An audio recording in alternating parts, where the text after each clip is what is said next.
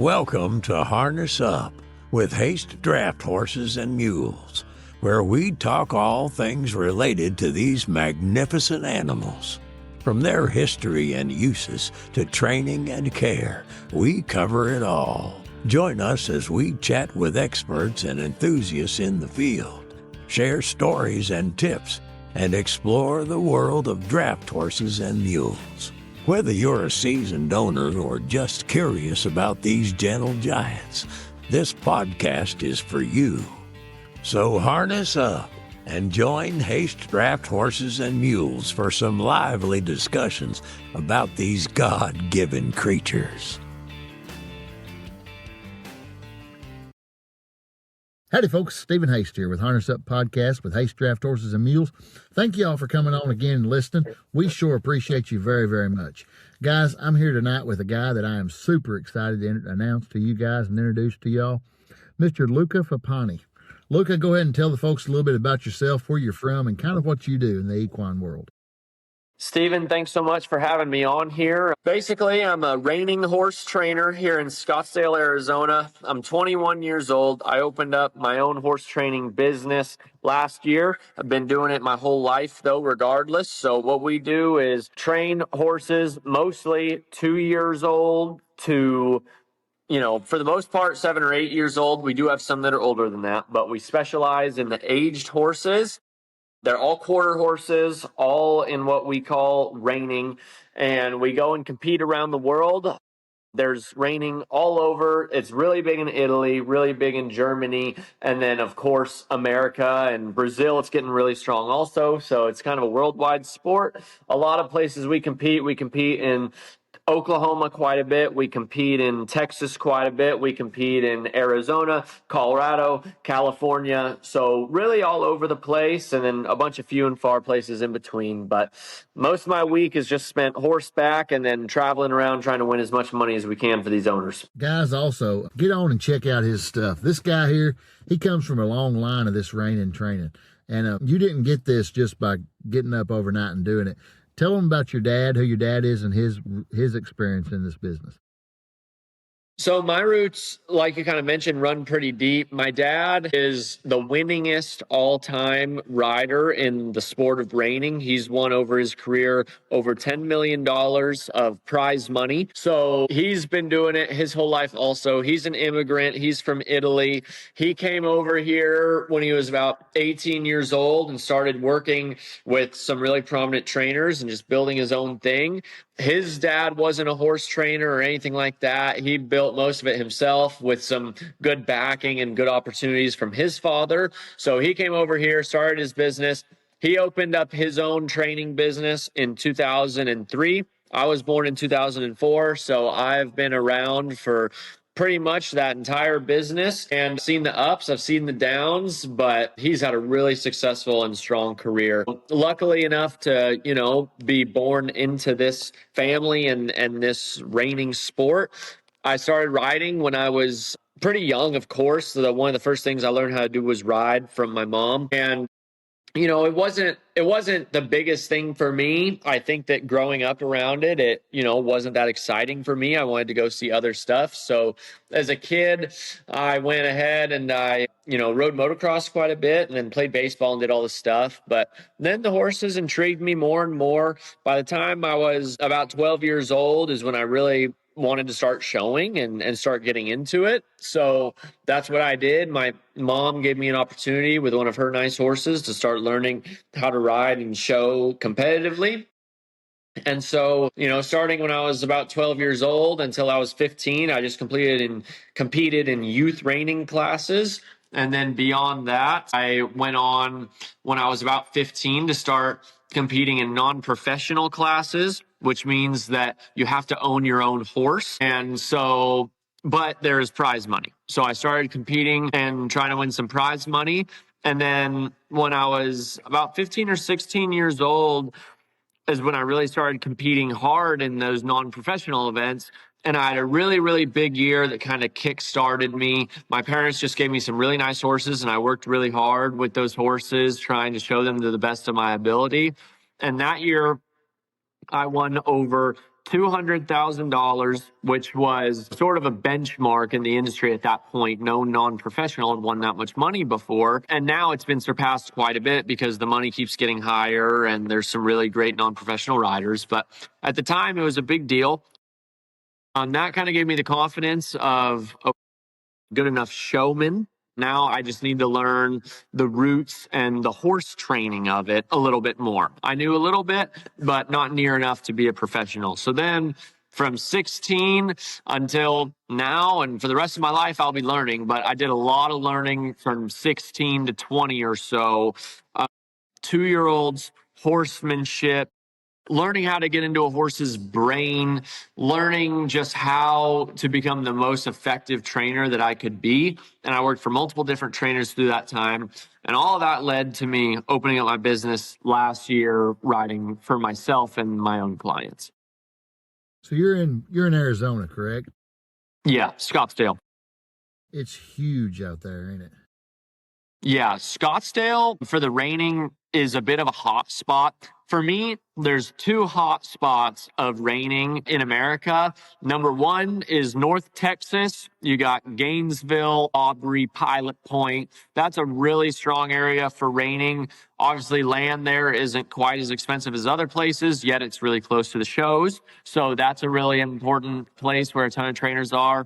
The second one is right here in Scottsdale, Arizona, and we're all located within about 10 miles of each other. It's not spread out in Arizona. If you get out of this area we're from called Rio Verde, there's not much. There's maybe a couple reining trainers, but not a lot. But within that Rio Verde area, that 10-mile radius, it's, there's probably 30 different training barns out there. I think that there's a lot of wealthy people who enjoy the weather here and live here and want to ride non-professionally, which provides huge opportunity for trainers. And then also, it's just perfect weather to train horses. It doesn't get crazy cold. The summer's really hot, but it's really hot a lot of places. And most of the year, it doesn't rain a ton, and it's just consistent weather where we get to train. Let me tell you something, though. You've been back east, I'm sure, some. Yeah, absolutely. The weather here, Arizona 100 and our 100s, 2 different kinds of hundreds. 100%. We got that humidity that just soaks you. You walk outside and you're just soaking wet. That dry heat's a little easier to handle for me. I mean, for the horses too, for sure, because that humidity makes it way harder for them to recover, as you know, I'm sure, and kind of get back their air. The dry, the sun here is so hot, but if you have a nice covered arena with a tall roof, you're in pretty good shape, for sure. Yeah, because like when I'm out west, my wife's family, they're from Montana, around Billings area. And I go out there, it's 90 degrees in the summertime. You walk under a shade tree, though, it drops. You're cool. Yeah, absolutely. I can see where it's a huge benefit out there in Arizona for a lot of trainers. Yeah, the consistency for training the horses, it's really nice. Oh, it sure is. And also, you had a pretty big accomplishment getting into the Run for the Million. That's where I kind of learned about you. I watched the show with my wife, The Last Cowboy, I think it was called, wasn't it? Yeah, The Last Cowboy. And I found that out. I've seen you on the show, but I really didn't know about you till you came across my YouTube channel. So, absolutely. The Run for a Million for our reining industry has been a huge opportunity and huge selling point for bigger brands, bigger money to get into the sport. Because of The Last Cowboy is a reality TV show following us trainers as we go along and train these horses, which follows us moving towards the Run for a Million. So The Last Cowboy follows us as we prepare for the Run for a Million. And it's huge because the Run for a Million became a real spectator event to where it's held at the South Point Casino in Las Vegas. So it's not a basic dusty horse show in Tulsa, Oklahoma. It's a place where the owners, the spectators can really enjoy themselves and they can really enjoy the reining while also enjoying, some luxury as well, being in Vegas and whatnot. So that was a huge hit for the Run for a Million. And that's why the seats have sold out pretty much every year it's gone on. I think it's happened 6 or 7 years now. And people at the beginning questioned whether reining could handle that kind of stage. And, it's handled it in an unbelievable fashion. It gets bigger every year. That sport gets bigger and bigger every year. And the TV show continues going on, which to me, if it continues going, it has to be doing successful enough to stay on TV. So all that are huge points for growing the industry, growing the purses, the prize money of reining and everything. And then my YouTube channel is just more of me trying to get reining out in front of a ton of people, because I think that social media is a huge blessing to be able to reach people who would never see us if it weren't for that social media. So I'm really putting out my YouTube vlogs, stuff about bits and spurs, all kinds of free content that allows people who have never been a part of reining or a part of horses to get into it, enjoy it, start to understand it, and hopefully start to immerse themselves. It's really, YouTube has really grew into a thing. Like, I know I find myself watching people on there. Like, I watch your channel all the time. I really enjoy it because it gives me a behind the scenes look of your lifestyle and how you do with horses. And think about it. A lot of people out there in the world, they don't own horses. They live in a high rise in a city somewhere and they want horses. They're dying for it. They got to have them, but they can't. This gives them a look into it, and they really enjoy it. That's exactly what I was going off of. There's this guy who does cattle ranching in, I think, South Dakota it is. And he just does what I'm kind of doing for reining. I'm kind of going off of his model. And he has hundreds of thousands of subscribers. And if you read the comments, it's all, I'm from New York City. I'm from here. I'm from there. We see none of this. Me sitting down and watching this at night is really relaxing. I really enjoy it. There's so many comments like that of people who would love to get to have that Western lifestyle, being around horses, being around livestock, not being around so many buildings. And that's a total foreign world to them, which I could never imagine. That's why sometimes I feel silly recording some of the stuff I record. But to some people, they've never seen that, and that's extremely interesting for them. So I really try to put out our lifestyle that we're blessed enough to live and get to show people and hopefully get them interested and really get them excited about horses and Western in general, and then specifically for me, reining horses. Are you talking about that boy Brent Ketchum, I think's his name? Yeah, that guy. There you go. See, I'm in the draft horse world. Draft horse and mules. That's what we do for a living full time, You're in the reining world, and he's a cattle rancher. Me and you're both watching him. There you go. Yeah, bringing everybody together. No, it's a great deal. Yeah, it sure is. It's an awesome deal. Guys, I'm sorry for the lighting on my end. I'm in the truck because, the kids are in bed and I didn't want to wake them up with my loud mouth. So I come out to the truck and sit and do this podcast. So hopefully it's all right for you guys. You can see it good. But Luca, I'm glad to have you on here, and we're really digging into you and what you do. And I think your YouTube channel is just going to be a great thing. And it's grew pretty quick too. Yeah, no, absolutely. I was lucky enough that I have a good amount of following from my showing, people that watch my show videos and all that kind of stuff. So I got a little bit of a head start. But regardless, over, I think, the 4 or 5 videos, they've put together, well over 50,000 views, I think close to 100 even. So as long as I stay consistent and it's solid content, which it sounds like it is, I think that it can be beneficial to people, which then in turn will be beneficial to me too. Oh, it's going to be very beneficial. I mean, it is. Also, you're going to grow from it too, more than you ever realize, because our channel, that's how we sell a lot of horses, is our YouTube channel. And we put videos on, people call and buy them right off that YouTube, and it works. You get the YouTube analytics. Most people are watching it on TV. That's the main thing on the big screen. And people call me all the time. I'm sitting here watching you on the TV. And YouTube has really took over TV.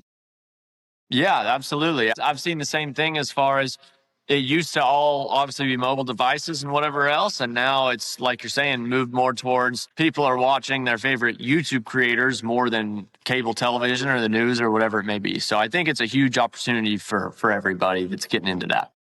It sure is, for sure. And you was on that show, Run for the Million. That's a reality show, so you kind of got that TV presence already anyway. Yeah, I've had a ton of practice because with The Last Cowboy and the Run for a Million, it really took what was a smaller industry and more of just a performance horses, and it's a niche where there's a lot of people that absolutely love it and that's their entire lives, but not a ton beyond that. And it has taken it to the TV and taken it to where people who have never seen horses or maybe just know a little bit have really gotten into reining. And we have seen an increase in horse prices, seen an increase in viewership at the shows, seen an increase in the amount of shows, just an overall increase in every single aspect of what we're doing, to where it has just gotten really strong. And then what I've used from being on The Last Cowboy for most of its seasons, as well as doing my subscription service, I've gotten a ton of practice getting in front of camera and trying to be as best as I can for those around me. That's one of my biggest new things is at lucafappani.com. I have my training service where I train 2-year-olds, I train older horses, and it's reining specific. However, there are a lot of broad topics on there where whether you just trail ride, whether you just want your horse to be quiet as he lopes around, the biggest question I get is how do you get your horse to put their head down for people just trying to impress their friends and make that round looking horse? That is a lot of what I cover on there. And for me, I really want to try to give back to the community as good as I can, to where all these people support me by watching us, by supporting our shows, by sponsoring our shows, to where I want to give back to the people that are actually supporting us. And that service is a way of me to do that, to get reining training broad to a lot of people that don't have access to that. Do you know what else spiked the horse industry more than anything? Yellowstone. Absolutely. More Taylor Sheridan. More Taylor Sheridan. Thank you, Taylor Sheridan. That's what I say to a lot of people. When that show first come out, we sell draft horses. And we sell some crossbreds that ride, draft crosses and some standardbred Frisian crosses, different things. Everybody and their brother wanted to ride or drive a horse. Absolutely. I mean, yeah, Taylor has been such a big part of Western as a whole. The reason that Taylor is so influential to me, I ride multiple horses for Taylor. He's a client of mine in the reining business. And the biggest thing about him is that he's genuinely passionate about the sport. He's not one of those guys that come and go like some of these brands that you see that show up, hit big, and then they're gone before you know it. Taylor has genuine passion for reining. I remember we used to show at a show in Burbank, California, which is basically Los Angeles, which is near where he was from at the time. And this is when I didn't know who Taylor Sheridan was. Everyone else did because he's been a very successful rider for a long time of shows. But me as a kid, I didn't know who he was. And most of the other people didn't know who he was either at the time. And he was out there riding, taking lessons with a local trainer from LA, just genuinely enjoying the horses. And he turned that love for the horses into the Run for a Million. Yellowstone, he's featured training of horses, cutting, cow horse, reining multiple times. And that's the reason I think he's been so influential, is because it's not a fad for him. He is genuinely a man who loves and enjoys the Western lifestyle. Too, also, we was talking, before we started recording some too. I mean, we're in draft horses and mules. You're in the reining horse. But they go hand in hand. A horse is a horse and always will be a horse. And it's the same type people, we're all dealing with, people that love horses. But Road to the Horse, I go every year. I'm a huge fan of that competition up in Lexington, Kentucky. And you was talking about Nick Bowers. He's going to be there this year. But I set up a booth at Road to the Horse. And people ask me, why in the world does a draft horse, a mule guy, go to a quarter horse colt starting competition and set up a booth?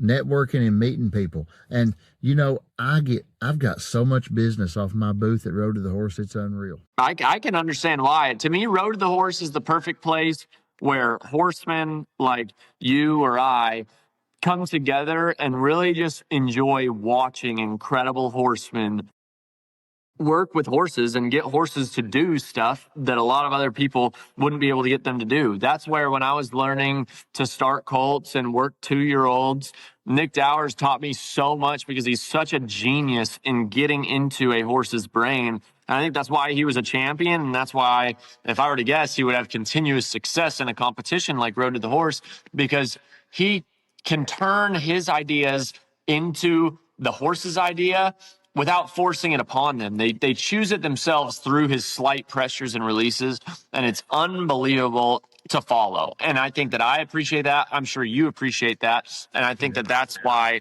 that's a great event for people to follow, watch, and go towards, is because horsemen are horsemen. Like you said, horses are horses. So for me, I can apply stuff that Nick Dowers and those guys at the Road to the Horse are doing just the same way that I'm sure you can. I appreciate what you do. Like watching those competitions, watching you on Run for the Million. You know, I started watching some reining after that just on YouTube because it was so cool. And I want to see it in person. I got to go sometime. But when you all come in that arena, full force, and you're doing those patterns, you're changing leads, and you're stopping and sliding, that has got to be a feeling sitting on that horse's back like nothing other. Absolutely. I mean, reining for me is so impressive to watch other people and just to genuinely watch as just someone who likes to ride horses myself, of the control that these riders have at such high speed. It is so hard because you look at cutting, you look at cow horse, you look at show jumping, whatever it is, horses are thinking on their own. Those horses are a little bit strong in the rider's hands, which they're supposed to be. That's not, there's not a problem with that. That's just the training and the way that it is. In the reining, that horse has to function moving extremely fast, completely on a drape rein, which is way harder than it sounds to go really fast on a horse without touching their face and have them stay underneath you, soft, not leaning left and right. It's incredibly difficult. So when you have a horse that can go super fast, run, slide, back up, spin 4 times each way with extreme athleticism, run wide open circles, slow down in one stride, all without touching that horse's face, this is stuff that's extremely hard. And I think that anybody who knows horses, appreciates horses, trains horses, can appreciate the difficulty of that level. And I think that that's the reason that the non-professional industry in our sport of reining is so large, is because anybody can get on a really good trained reining horse and put a pattern together. And that's because that horse learns how to do all those maneuvers all by themselves. And then not to mention the thrill of the sliding stop or the thrill of big time turnarounds. All of that stuff just adds into an amazing experience of riding a reining horse to where everybody wants to be a part of. And I can't imagine what it takes. You have to be able to, you have to have the want first. You got to be able to work, because you get it, getting those horses to do that. Going back to the head down, that amazes me too. That head is, I mean, it's just unreal to watch. And a lot of people are questionable about the head down. They're like, it's unnatural. It's this, it's that. Here's what I have to say about that is, when I train my 2-year-olds, you know, right now it's March. We started the 2-year-olds in January. Those horses, at the beginning, they're going around with their head kind of high because they're in a defensive state of mind. They're very cautious of their surroundings. They're being natural horses. The moment that these reining horses these days, with as well bred and specified as they are in their sport, the moment that horse starts to quit spooking and they start to just lope around the arena, that head just starts dropping on their own. Because for me, a horse is in its most athletic position when its neck is downwards below level, because that then allows their back and their withers to come up. To me, a horse is built like, when a horse has their neck up in the air, then that back is a hollowed shape underneath it, versus when that neck is below level, then it's the opposite. The neck is down and the back is almost in a round upward shape. And that allows for smoother lead changes. That allows for more athletic spins. That allows for deeper and more athletic stops. And you don't have to force a horse to get there, which is something that a lot of people are confused about. There are some horses that naturally do not want to get in that round position. And those horses, a lot of the best reining trainers don't force them to put them in a position that they're not comfortable with. A mare named won the Futurity a couple of years ago, which is our largest event. Her name was Crystallized Whiskey. If you watch her video on YouTube, her head was in the air the entire time because she was able to be extremely athletic in that position. However, for the most part, our horses that are extremely athletic have their neck down in order to bring that back up. And there's trainers like myself, or Casey Deary is one of the best in the industry right now. And they can get that horse to do that with just a hackamore, never seeing a bit in their life. Wow. Do you use a bit, or do you start them in a hackamore? We start all of our horses in a hackamore. I understand using a bit for colt starting, big, strong horses, road to the horse, because there's a little bit more connection there. But being as specialized as we are, we start ours in the hackamore, and I stay in the hackamore for 3-4 months, 5 months sometimes, because for me, if I get a horse to give in the face too much, if I teach them how to give to my hand pressure too early, then it disconnects a lot of my other parts like my spin and my slide. For me, when I ask a horse to spin or I ask my horse to slide, I don't want that horse to give their face. I want them to leave their face level and engage their hind quarters in order to do all those maneuvers. And so for me with the hackamore, I'm able to connect the hind quarters and connect their body before I put that bit in their mouth to start getting a little more softness. Yeah, that makes a lot of sense. It all comes together. And going back to the horses' necks and stuff, you know, to me, this goes back to draft horses too. A horse's neck is supposed to come out of its chest and come out, you know. A lot of these newer bred horses, draft horses and Dutch harnesses and a lot of horses, their neck comes way up out of their shoulders and goes up. And I really understand what you're talking about there, how their neck comes out and how they keep their head low. Yeah. I mean, you go and look at some in the pasture, and they're not going to be dragging their nose on the floor, which my horses never really get to the point of dragging their nose on the floor because I don't work on that much softness that much. However, you'll see a horse loping around, a reining horse at least, with their head below their withers as they just travel across the pasture if they're not spooking or not scared. If a horse is scared in a defensive part of their brain, their head is going to be up to try to see as much as they can. But when that horse is comfortable, which we want all of our reining horses to be quiet and comfortable, they're traveling around pretty level. Yeah, they really do. I know what you're saying exactly. I see it. So what is the hardest part about what you do? What do you think is the most difficult part? Is it the press? Is it the finding the horses, or what is it? I think that the biggest obstacle that us reining trainers deal with nowadays is balancing getting the horses at home trained while going to as many shows to win as much money as possible. In the cutting industry of cutting horses, they are at shows nonstop, but they bring their 3-year-olds with them. For reference, a lot of our shows are for 4-year-olds to 8-year-olds. Once it comes to the second half of the year, the 3-year-olds start showing. So a concern for us is if we're gone the whole first half of the year showing, how are our 3-year-olds getting trained and prepared for their shows in the second half of the year? The cutting horse trainers just drag their 3-year-olds on the road with them everywhere they go so they continue getting trained. For us reiners, it's not as easy. We don't get to ride as many horses per day as the cutting trainers do because our workouts take a little bit longer and take a little bit of extra time. So these days, in order to compete, make a living, be at the top, you have to be at the shows winning a lot of money. And our first show in the industry was in February. Now there's been 2 shows in March. There's going to be a 3-week-long show in April, and it's going to snowball, snowball, snowball. So you need to be able to be on the road, yet bring some of your 3-year-olds on the road also, yet also have a strong enough team at home that the 2-year-olds and the 3-year-olds that aren't on the road with you are getting trained also. So it's a lot of management from the head trainer perspective that a lot of people don't see.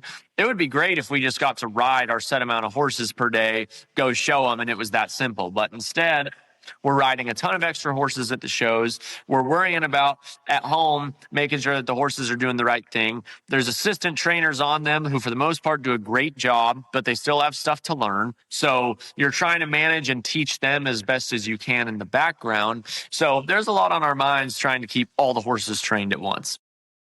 How many people work for you in your business at your barn? For me, we train 35 horses, and then I'm the head trainer. I ride about 20 of those horses, and then I have 2 assistants that ride. One of them rides about 10 horses. The other one rides the remaining 5. So that's the way it's split up. And then in order to keep us all going, I have 2 grooms that stay in the barn all day, grooming, bathing, and then putting horses in the hot walker or the turnouts or stuff like this. Are all of your horses mainly in the barn all the time? You don't turn them out much, do you?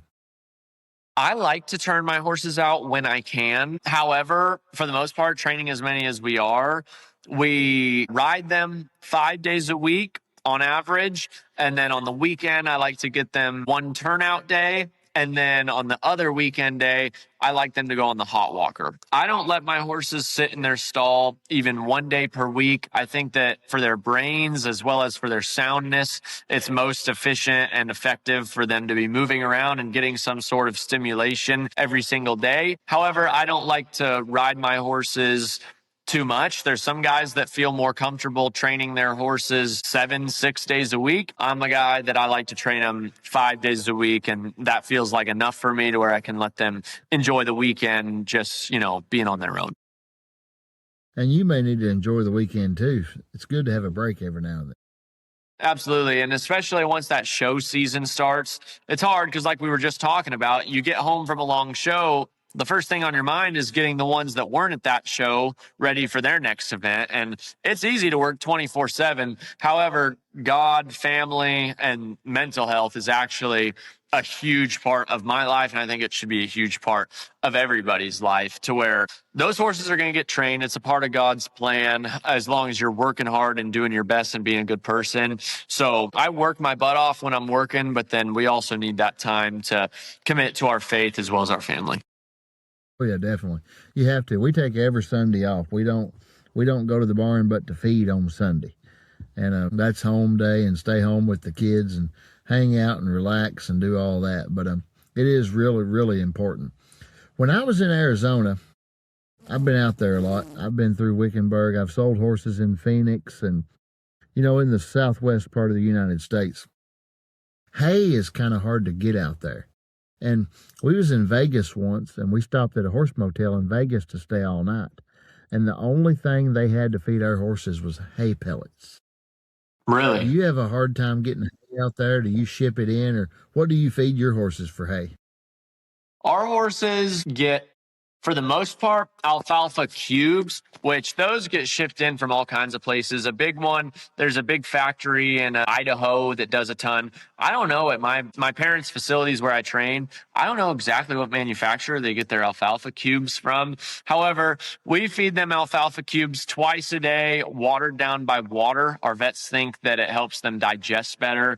However, feeding the 100 plus horses on our property, the convenience of the alfalfa cubes helps over the free alfalfa. Yet they also get grass hay for lunch. They get a flake or 2 of grass hay. So they've always got forage in front of them. And then on top of that, they get grain, however necessary for that horse. Some horses get a scoop twice a day. Some horses just get a small handful with some supplements twice a day. So that part's all fit to the horse, but we definitely are blessed to where our horses get really good nutrition, really high quality food. And I think that's why they're all, fat, shiny, and happy. Yeah, and grooming's a big part of it too. It's here in Kentucky in the winter, we got so much mud. We don't get a lot of snow, we get mud. And if you turn the horses out, it's hard to keep them clean.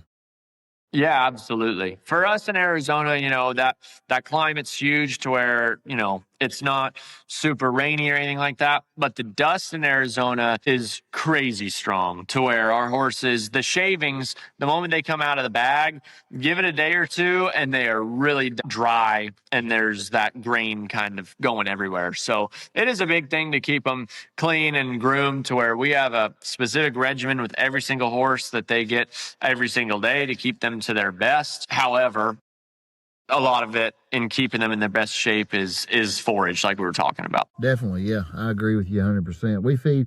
We ship all our hay in. We buy Western alfalfa by the 4x4x8 bales. You can actually see one on the back of my truck right now. And we feed straight alfalfa, and we just ship it in. That's what we do, and feed everything straight. Pretty much free choice, all they want. Yeah, absolutely. It sounds great for them. But draft horses eat a lot more than reining horses. Yeah, I'm sure they're about twice the size. Our reining horses, they're all quarter horses, and it's not very often that they're far above 1,200 pounds. What size do you like in a reining horse? Like what height? What's the perfect height for a reining horse? For us, smaller horses, in my opinion, are at a little bit more of an advantage because the arena doesn't move as fast for them. And what I mean by that is the larger horse's stride is obviously going to be larger as well. So they get less strides per circle than a horse that's a little bit smaller with a smaller stride. And each of those strides allows me to be more patient with that horse as far as setting up for slowdowns, setting up for lead changes, whatever it may be. The slower that it comes at that horse, the easier it is for that horse to prepare for it. So that's why I prefer a small strided horse. For me on hands wise, I think a lot of them are between 12 and 15 on the high end. I prefer more towards the 13 range, which seems like a small horse. Luckily, I'm a smaller guy, so I don't need my horse to be very big to carry me. But I think that those advantages of having a small horse is why you see so many of those successful reiners be at that smaller size. When I go to quarter horse shows or I see quarter horses, I just think, how are they that small? Because when you're used to looking at 17, 18 hand horses every day, huge, you see a small quarter horse, you're like, whoa. Yeah, absolutely. It's unbelievable the amount of athleticism and really the strength that they do have, even at such a small size. It is. They're a versatile horse. I think the quarter horse is one of the most versatile horses there is because there's so many disciplines they can do. Absolutely. You go to the all-around shows and there's a lot of those smaller horses doing the reining, cutting events and stuff like that. But then you can travel over to another pen, same breed, and there's 16 hand horses, plenty of them out there doing the all around to where they're doing the English classes, the hunter under saddle, all kinds of stuff. Even the halter horses are quite a bit bigger than the reiners. So it's interesting to where the same breed can be varied in a way that it almost looks like completely different horses. But the reining competitions and everything, you're in a super high competitive thing. I mean, it's very competitive. I watched from that last Cowboy. It's tense. Absolutely. I was like, oh my Lord, it's crazy. How do you prepare for that and deal with that when you're in those competitions? You just have to think outside the box, or what do you do? It's all mental and confidence wise for me. Horse training is so tricky because it'll take your confidence so fast. And to me, you never really figure out horse training 100%. There's always going to be a horse that comes through with a new problem that you've never had before. There's always going to be a horse that stumps you for a little while. So it's easy to be at a horse show and then all of a sudden you're stumped with a problem and, you're stressing, you're losing sleep over it. It's really difficult. The biggest thing for me is to keep mentally sound. And the biggest thing for me is my faith in that. I know that as long as I am doing the best thing for my horses and I'm trying my best and putting all of my time into those horses, that God's going to guide them and put them in the correct place for where they need to be. So for me, it's not going good. Sometimes it shows. Regardless, I stay calm. I stay patient. I don't override my horses. I don't start going off script just because things are going out of plan. So to me, the best competitors are the ones that stay the most calm and level-headed as far as not panicking when things aren't going their way, not panicking when there's a speed bump in the road. All of that mental game and staying as cool as you can is, to me, what makes the best competitors. So it's hard sometimes with the press and all the people watching and something as big as the Run for a Million, all the nerves of knowing that there's thousands of people that are going to be watching you that night. But for me, it's all about erasing yourself from that scenario, just focusing on what's best for you and your horse. That guy that won that Run for a Million on the last show, he was totally not expected to win it, was he? No, that's the beautiful part of reining. His name was Arnaud Giranon from France. He flew his horse all the way over from France and had an unbelievable run to where he wasn't even on anybody's radar to win. And he went in there and genuinely, smoked everybody. He had a solid run with no mistakes and big maneuvers. It was an amazing moment for reining because America is the center of the sport. However, that was a beautiful moment where someone from a total different space doing totally different methods and everything was able to beat all of those American millions and millions and millions of dollars of riders. He came in there and put a run together that was genuinely better than everybody else's. So that's just a great example of where anything is possible. A guy like that, putting the work in, working super hard, believing in his horse, and it all paid off. They looked in sync that entire week, and it really just came through at the right moment. Guys, go back and watch Luca on The Last Cowboy. You can find it probably online on platforms, I'm sure, the last season. It was a really good season, and it was the first one I had watched, and my wife got me to watch it, and I thought I wasn't really. She watches those shows all the time, horse shows like that. And, I'm with horses all day, every day, and I work at home at night, uploading. And I really don't usually watch horse shows when I get home. But I watched the first one, and I was hooked. I was like, I got to watch this. And we watched the whole season. It was really good. No, thanks so much for watching that. I think that The Last Cowboy is a great, simple way for people to start to understand the sport, meet some of the riders, watch some of the horses, get to appreciate the sport and all the behind the scenes that goes into it. And I think that that's something really powerful for people. I think that that's what I'm trying to work towards on my YouTube as well. Do you have any last words to tell the people out there? Anything else you want to say to them? Really, for me, obviously, I'm talking to a totally different audience here than usually I'm talking to with your draft horses and the amazing stuff that you guys are doing.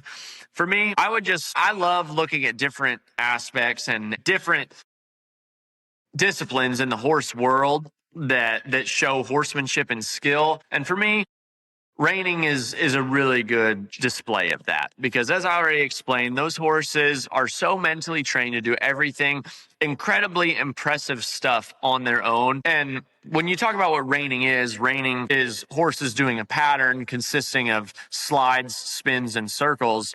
There's no way to explain it to make it sound as exciting as it actually is. You have to get on YouTube. You have to watch a run of these horses, and you can see that those horses look calm. They look happy, yet they're doing stuff that you would never think that a little quarter horse could do. So I encourage people to go check it out a little bit. If you want to see the behind the scenes, look into my stuff at Luca Fappani Reining on YouTube. I'm also on every social platform of Instagram, TikTok, and Facebook, to where I'm trying to show people the behind the scenes and what an amazing lifestyle it is to train these horses and be privileged enough to ride with these horses every day, while also what an amazing career it can make for us as well. That's great. And I appreciate you coming on here tonight. It's after midnight here in Kentucky, guys. If I'm yawning and look a little tired, it's probably because I am.